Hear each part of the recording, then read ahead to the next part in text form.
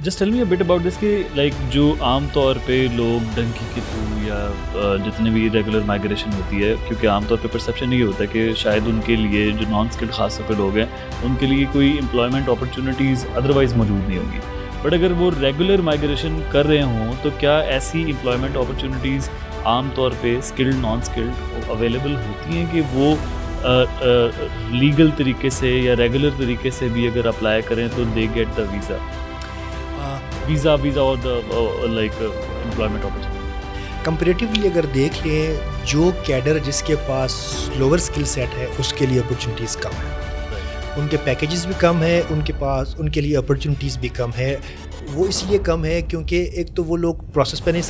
سمجھتے بھی ہیں، تو ان کے پاس وہ اسکل سیٹ نہیں ہے جو اس ڈیولپ کنٹری میں ریکوائرڈ ہے.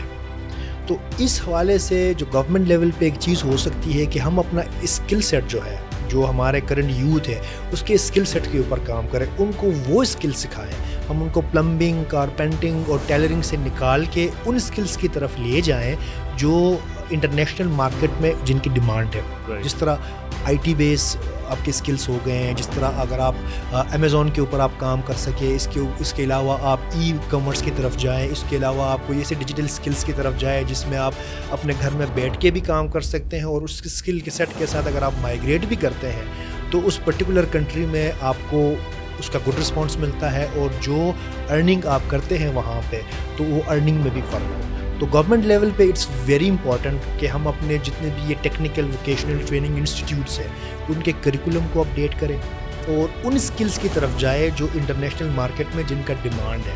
یو آر رائٹ کہ جو لوور اسکل سیٹ کے لوگ ہیں ان کے لیے اپرچونیٹیز کا. سو فار دیم آئی تھنک کہ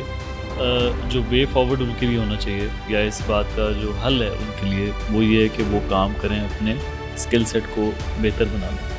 اس میں گورنمنٹ سائٹ پہ ایک بہت اچھی چیز ہوئی تھی ریسنٹ ڈیز میں کہ وہ اسکلڈ پاسپورٹ ایشو کر رہے تھے. اسکل پاسپورٹ پہ یہ ہوتا ہے کہ آپ کے پاسپورٹ پہ مینشن ہوتا ہے کہ یہ بندہ فلانی ٹریڈ میں سرٹیفائڈ ہے یا اسکلڈ ہے، تو اس کی ایک ویلیو ہوتی ہے، فیس ویلیو اس کی ہوتی ہے، اور اس کی اگر آپ پراپر سرٹیفکیشن آپ کے پاس ہو نا تو اس بیس کے اوپر آپ آن لائن بھی وداؤٹ ہیونگ اینی ایجنٹ آپ کمپنیز کو اپروچ کر سکتے ہیں اور اپنے لیے کوئی جاب سیکیور کر کے آپ انڈیپینڈنٹلی ٹریول کر سکتے ہیں. جو 3 لاکھ 5 لاکھ یا 8 لاکھ ایون 10 لاکھ روپے آپ سے ایجنٹ چارج کر رہا ہے،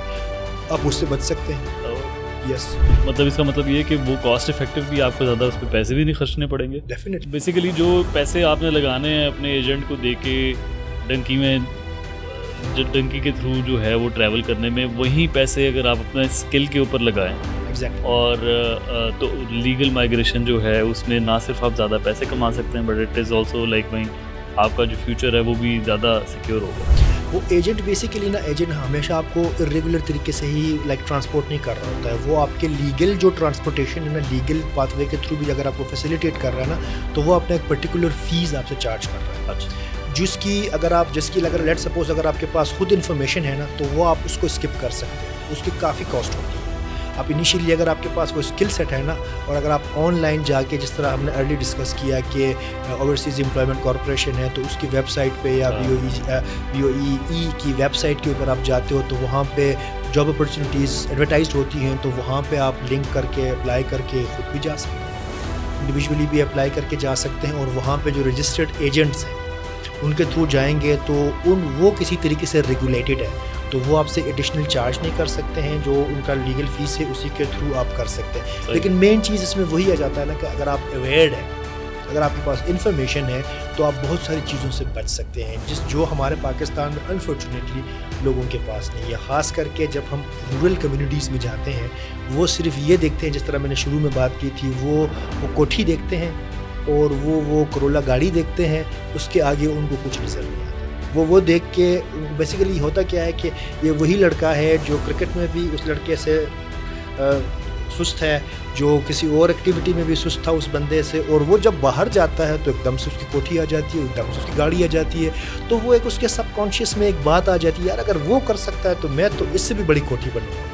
دیر are huge opportunities for me. تو دس اسٹگما، یہ جو ایک تھنکنگ ہے نا، یہ جو بلیف ہے، یہ آپ کو لے کے اڑ جاتا ہے وہاں سے.